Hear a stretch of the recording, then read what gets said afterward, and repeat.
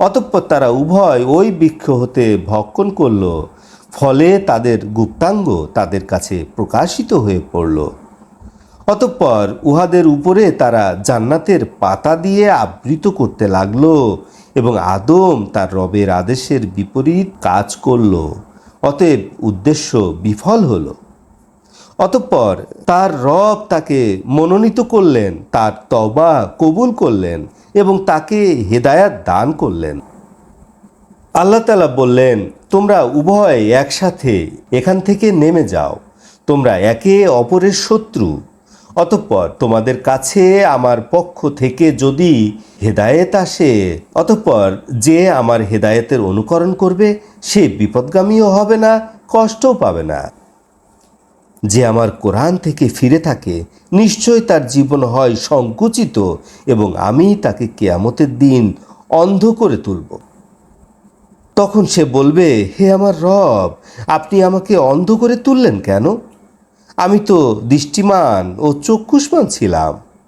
আল্লাহ তাআলা বললেন, এভাবেই তোমার কাছে আমার আয়াতগুলো এসেছিল, অতঃপর তুমি ওগুলো ভুলে গিয়েছিলে। আজকের দিনে ওভাবেই তোমাকে ভুলে যাওয়া হলো এবং এভাবেই আমি শাস্তি প্রদান করে থাকি যারা সীমা লঙ্ঘন করে তাদেরকে, এবং যারা তাদের রবের আয়াতগুলো অস্বীকার করে তাদেরকে, এবং আখিরাতের শাস্তি আরও কঠিন এবং চিরস্থায়ী। আমি তাদের পূর্বে কত জাতিকে ধ্বংস করলাম, ইয়া কি তাদেরকে পথ দেখালো না? তাদের বাড়িঘরের ধ্বংসস্তূপের মধ্য দিয়েই তো তারা চলাফেরা করছো। নিশ্চয় ইহার মধ্যে জ্ঞানীদের জন্য উপদেশ নিহিত রয়েছে। যদি আপনার রবের পূর্ব সিদ্ধান্ত এবং সময় নির্ধারণ করা না থাকতো, তাহলে তাদের জন্য শাস্তি অনিবার্য ছিল। অতএব তারা যা বলে তার উপর আপনি ধৈর্য ধারণ করুন এবং সূর্য উদয়ের পূর্বে এবং সূর্য ডোবার পূর্বে রবের পবিত্রতা জপনা করুন এবং রাতের কিয়দাংশে এবং দিনের প্রান্তে আল্লাহর পবিত্রতা জপনা করুন। নিশ্চয় ইহাতে আপনি সন্তুষ্ট থাকবেন। আপনি ওদিকে আপনার চক্ষুদয় লম্বা করে তাকাবেন না, যা আমি তাদের বিভিন্ন শ্রেণীকে দুনিয়ার সৌন্দর্যস্বরূপ তাদের ভোগবিলাসের জন্য দান করেছি।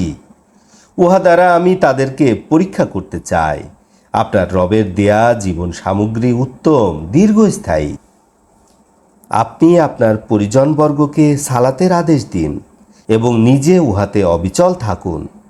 আপনার কাছে আমি কোনো জীবন সামগ্রী দাবি করি না।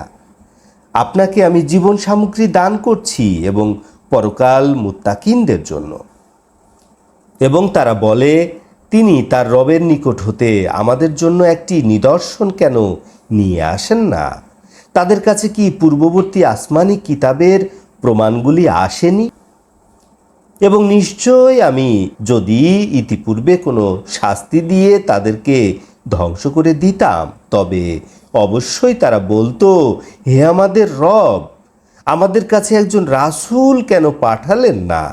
আমরা লাঞ্ছিত অপমানিত হওয়ার পূর্বে আপনার আয়াতগুলোর প্রতি ঈমান আনয়ন করতাম।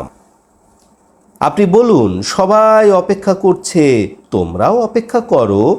অচিরেই তোমরা জানতে পারবে কারা সোজা রাস্তায় রয়েছে এবং কারা হেদায়েত গ্রহণ করেছে।